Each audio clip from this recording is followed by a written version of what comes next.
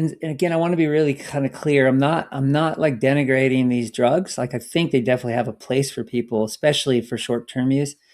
It's you're kind of making a Faustian bargain for long-term use. For short-term use, if someone's in a really extreme, heightened state and they're terrified and they're paranoid and whatever, these drugs can really like help so much to help settle them down, help them sleep. Often just anything to get them to sleep is a huge factor, right? In being able to come out of that extreme state. Yeah.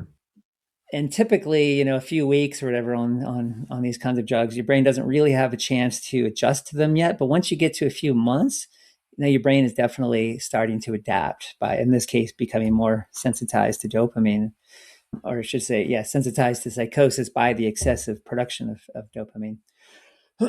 And so that's the Faustian bargain now. And that actually keeps a person trapped on the drug. That it creates a dependency on the drug, because now if you try to come off, you've got that super sensitivity psychosis, like, vulnerability. So generally, it's a really important rule of thumb for people. Once they've been on any kind of psychoactive drug continuously for 6 months or longer, or really, I'd say 3 months or longer, really, to be safe, then most likely they need to come off very slowly. And that's another problem in the field, is either it's kind of twofold. Either doctors keep people on the drugs forever, right? And there's so many problems with that, there's so many adverse effects and everything else, or they take them off way too quickly.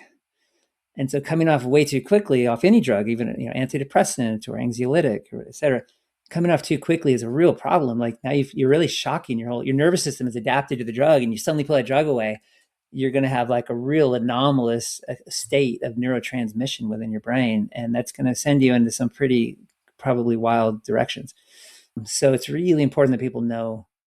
And doctors are typically not trained in tapering very effectively at all. They're trained to get people on the drugs, not trained to get them off. And most of Mhm. the research we have on how people can taper successfully actually comes from the kind of the peer support world. Because again, if you kind of come back to, unfortunately, the dark side of capitalism here, there's a lot of profit to be made putting people on the drugs, and there's not much profit to be made getting them off. So there's so little research on helping people come off.